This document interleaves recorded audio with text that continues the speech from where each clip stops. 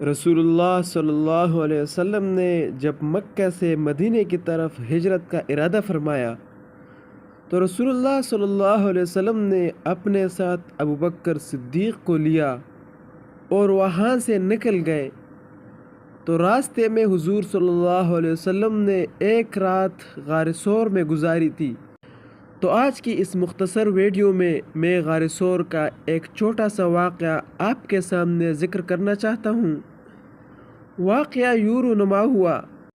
رسول اللہ صلی اللہ علیہ وسلم کے ساتھ سفر ہجرت پر ابوبکر صدیق روانہ ہوئے اور غار ثور ان کی پہلی منزل تھی۔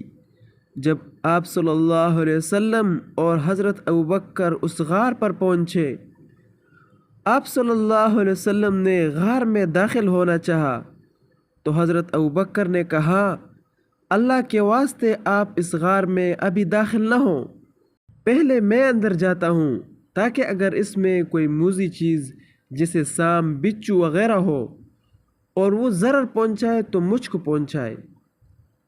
اور یہ کہہ کر ابوبکر حضور صلی اللہ علیہ وسلم سے پہلے غار میں داخل ہو گئے اور اس کو جاڑ کر صاف کیا۔ انہوں نے غار کے ایک کونے میں کئی سوراخ بھی دیکھے۔ ان میں سے بیشتر سوراخوں کو انہوں نے اپنے تہبند سے بند کر دیے اور جو 2 سوراخ باقی رہ گئے تھے ان میں ان کو بند کرنے کے لیے کوئی چیز اور کوئی ٹکڑا نہیں تھا۔ ان کے منہ میں وہ اپنے دونوں پاؤں کی ایڑیاں اڑا کر بیٹھ گئے تاکہ کسی زہریلے اور موذی جانور کے نکلنے کی کوئی اور راہ باقی نہ رہے۔ پھر انہوں نے رسول اللہ صلی اللہ علیہ وسلم سے عرض کیا کہ اب آپ اندر تشریف لے آئے۔ چنانچہ رسول اکرم صلی اللہ علیہ وسلم غار میں داخل ہوئے اور اپنا سر مبارک حضرت ابوبکر کی گود میں رکھ کر سو گئے۔ اسی دوران ایک سوراخ کے اندر سے سام نے حضرت ابوبکر کے پاؤں کو کاٹ لیا، لیکن وہ اسی طرح بیٹھے رہے اور اس ڈر سے اپنی جگہ سے حرکت بھی نہیں کی کہ کہیں رسول اللہ صلی اللہ علیہ وسلم جاگ نہ جائے۔ آخر شدت تکلیف سے ان کی آنکھوں سے بے اختیار آنسو نکل گئے اور رسول کریم صلی اللہ علیہ وسلم کے چہرے مبارک پر گرے، جس سے آپ صلی اللہ علیہ وسلم کی آنکھ کھل گئی۔ آپ صلی اللہ علیہ وسلم نے ان آنکھوں میں آنسو دیکھے، پوچھا، ابوبکر یہ تمہیں کیا ہوا؟ انہوں نے عرض کیا، میرے ماں باپ آپ پر قربان ہو، مجھے کسی زہریلے جانور یعنی سانپ نے کاٹ لیا ہے۔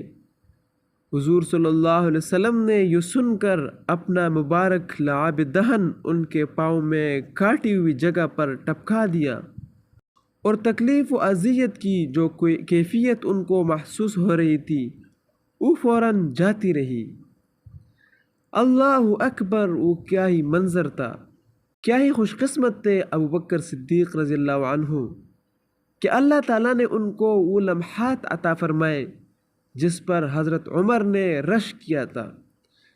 حضرت عمر نے ابوبکر صدیق سے فرمایا کہ آپ میری زندگی کی ساری نیکیاں لے لو لیکن مجھے اس رات کا ایک لمحہ دے دو، لیکن ابوبکر صدیق نے نہیں مانا۔